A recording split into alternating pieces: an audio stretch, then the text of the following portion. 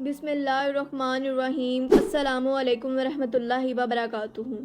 ناظرین، قصہ الانبیاء میں آج ہم حضرت نوح علیہ السلام کا واقعہ سنیں گے۔ حضرت آدم علیہ السلام کی وفات کے تقریباً 1000 سال بعد حضرت نوح علیہ السلام تشریف لائے۔ حضرت آدم علیہ السلام کے بعد کی نسلیں بہت نیک تھیں، مگر تقریباً 1000 سال بعد شیطان نے ان لوگوں کو بہکا دیا کہ کچھ نیک اور بزرگ لوگوں کو یاد رکھنے کے لیے ان کے بت بنا لو۔ تو لوگوں نے کچھ بزرگوں کو عزت دینے کے لیے ان کے بت بنا لیے۔ اس وقت تو بتوں کی عبادت نہیں کی جاتی تھی، مگر کچھ نسلوں کے بعد کے لوگ آہستہ آہستہ ان بتوں کو پوجنے لگے۔ کفر اور شرک عام ہو گیا اور ایک اللہ کی عبادت بند ہو گئی۔ تب اللہ تعالیٰ نے دنیا میں حضرت نوح علیہ السلام کو بھیجا۔ اس وقت انسانوں کی عمریں زیادہ ہوتی تھیں۔ حضرت نوح علیہ السلام کی عمر تقریباً 950 سال تھی۔ حضرت نوح علیہ السلام نے لوگوں کو اللہ تعالیٰ کی طرف دعوت دی۔ سورہ نوح میں اللہ تعالیٰ فرماتے ہیں، یقیناً ہم نے نوح کو ان کی قوم کی طرف بھیجا کہ اپنی قوم کو ڈراؤ اور خبردار کر دو، اور اس سے پہلے کہ ان کے پاس دردناک عذاب آ جائے۔ حضرت نوح علیہ السلام نے اپنی قوم سے فرمایا، اے میری قوم، میں تمہیں صاف صاف ڈرانے والا ہوں، تو تم اللہ کی عبادت کرو اور اس سے ڈرو اور میرا کہا مانو، تو وہ تمہارے گناہ بخش دے گا۔ حضرت نوح علیہ السلام تبلیغ کے سلسلے میں بہت محنت کرتے تھے۔ دن رات لوگوں کے گھروں اور اجتماع میں جا کر انہیں دعوت دیتے تھے۔ حضرت نوح علیہ السلام لوگوں کو پرائیویٹلی اور پبلکلی سمجھاتے تھے، یہاں تک کہ یہ کرتے کرتے 950 سال گزر گئے، مگر صرف چند لوگوں کے سوا کوئی ایمان نہ لایا۔ حضرت نوح علیہ السلام کی قوم ان کا مذاق بناتی تھی اور کہتی تھی کہ تم سچے ہو تو جس عذاب کا تم ہم سے وعدہ کرتے ہو اسے لے آؤ۔ حضرت نوح علیہ السلام کی قوم سال در سال برائیوں میں آگے بڑھتی گئی اور حضرت نوح علیہ السلام کو پریشان کرتی رہی، اور کوئی ایمان نہ لایا سوائے کچھ لوگوں کے۔ پھر اللہ تعالیٰ نے حضرت نوح علیہ السلام کی طرف وحی کی اور فرمایا، آپ کی قوم میں سے جو ایمان لا چکے ہیں ان کے سوا اب کوئی ایمان نہیں لائے گا، پس آپ ان کے کاموں پر غمگین نہ ہوں۔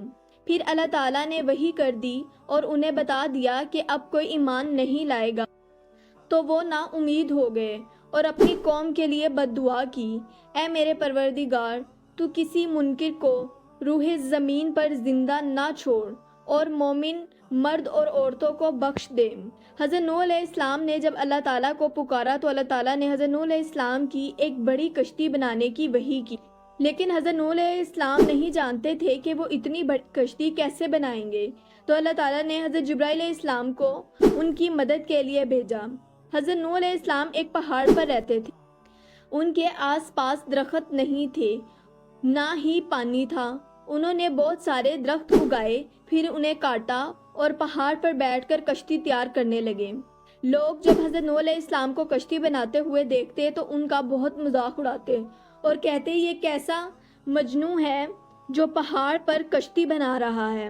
آہستہ آہستہ بہت محنت کے بعد ایک بہت بڑی کشتی تیار ہو گئی۔ ایک روایت میں آتا ہے کہ حضرت نوح علیہ السلام یہ کشتی 100 سال تیار کی گئی تھی۔ اس کشتی کی لمبائی 300 گز، اونچائی 30 گز اور چوڑائی 50 گز تھی۔ ایک اندازے کے مطابق اس کشتی کی لمبائی 1 کلومیٹر سے زیادہ تھی اور گہرائی 30 ہاتھ تھی۔ یہ کشتی عام کشتیوں کی طرح اوپر سے کھلی ہوئی نہیں تھی، بلکہ اس کو جیسے نیچے سے بند کیا گیا تھا ویسے ہی اوپر سے بند کیا گیا تھا، تاکہ اوپر سے آنے والی بارش انہیں نقصان نہ پہنچا دے۔ اس کشتی کے 3 فلورز تھے، ہر فلور میں ایک دروازہ تھا۔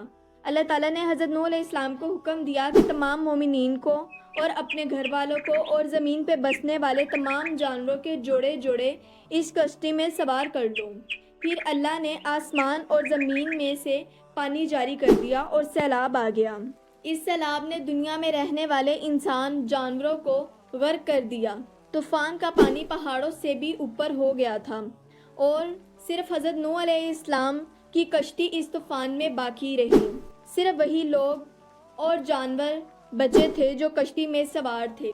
اتنے بڑے نبی ہونے کے باوجود حضرت نوح علیہ السلام کا بیٹا کشتی پر نہ آیا۔ حضرت نوح علیہ السلام نے اسے پکارا، میرے بیٹے اس کشتی میں آ جاؤ اور کافروں کے ساتھ نہ بنو ان کے شریک، لیکن اس نے کہا میں کسی پہاڑ کی چوٹی پر پناہ لے لوں گا جو مجھے اس پانی سے بچا لے گی۔ حضرت نوح علیہ السلام نے فرمایا آج اللہ تعالیٰ کے حکم سے کچھ بچنے والا نہیں مگر وہی جس پر اللہ رحم کرے۔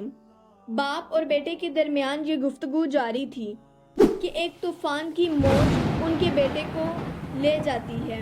جب حضرت نوح علیہ السلام کے سامنے ان کا بیٹا غرق ہو گیا تو ان کی آنکھوں میں آنسو آ گئے اور وہ پکار اٹھے، اے میرے رب، تو نے مجھ سے وعدہ کیا تھا کہ میں تیرے گھر والوں کو نجات عطا فرماؤں گا اور تو سب سے بہترین حاکم ہے، لہٰذا یہ ناممکن ہے کہ تیرا وعدہ پورا نہ ہو۔ تو اللہ تعالیٰ نے فرمایا اے نوح، وہ تیرے اہل سے نہیں تھا کیونکہ وہ کافروں کے ساتھ تھا۔ اللہ تعالیٰ نے حضرت نوح علیہ السلام سے فرمایا آپ ہرگز وہ چیز نہ مانگیے جس کا آپ کو علم نہیں۔ حضرت نوح علیہ السلام یہ بات سمجھ گئے اور فوراً اللہ تعالیٰ سے توبہ کی، اے میرے پروردگار، میں تیری ہی پناہ چاہتا ہوں اس بات سے کہ تجھ سے وہ مانگوں جس کا مجھے علم نہیں۔ اگر تو مجھے نہ بخشے اور مجھ پر رحم نہ کرے تو میں برباد ہونے والوں میں ہو جاؤں گا۔ کشتی حضرت نوح علیہ السلام اور ان کے ساتھیوں اور سارے جانوروں کی نسلوں کو لے کر پانی کی تیز لہروں پر بلندی سے چلتی رہی تھی، مگر زمین پر موجود ہر چیز، انسان، جانور، پرندے سب غرق ہو چکے تھے۔ ان میں سے کوئی باقی نہ بچا تھا، اگر کوئی بچا تھا تو وہ تھی کشتی والے یعنی حضرت نوح علیہ السلام اور ان کے ساتھی۔ 6 ماہ تک وہ اس کشتی میں رہے۔ آخر اللہ تعالیٰ کے حکم سے طوفان رک گیا۔ اللہ تعالیٰ نے زمین کو حکم دیا کہ وہ پانی نگل لے یعنی کہ اپنے اندر جذب کر لے۔ زمین نے سارا پانی نگل لیا اور زمین خشک ہو گئی۔ کشتی پہاڑ پر جا کر ٹھہر گئی۔ اب انہیں حکم ہوا کہ سلامتی کے ساتھ کشتی سے اتر آئیں۔ آپ سب پر برکت نازل ہوگی اور ان نسلوں پر بھی جو آپ سے پیدا ہوں گی۔ پھر صرف حضرت نوح علیہ السلام سے آگے کی نسلیں شروع ہوئیں اور زمین میں ان کی اولاد کے علاوہ کسی اور کی نسل باقی نہ رہی۔ سارے جانوروں کی نسلیں بھی یہیں سے دوبارہ پیدا ہوئیں۔ حضرت نوح علیہ السلام کے 3 بیٹے تھے، سام، حام اور یافز، جن سے دنیا کی نسل آگے بڑھی۔ سام کی اولاد گندمی رنگ کی تھی۔ عرب، شام، فلسطین اور اسرائیل کے لوگ سام کی اولاد میں سے ہیں۔ حام کی اولاد کالی رنگت کی تھی۔ افریقہ، آسٹریلیا، انڈیا، مصر اور سوڈان کے لوگ حام کی اولاد ہیں۔ گوری رنگت کے لوگ یافز کی اولاد ہیں۔ چین، جاپان، کوریا اور یورپ کے لوگ یافز کی نسل ہیں۔ حضرت نوح علیہ السلام کا چوتھا بیٹا جو ایمان نہ لانے کی وجہ سے برباد کر دیا گیا تھا، اس کا نام کنعان، اور اس سے کوئی نسل آگے نہیں بڑھی۔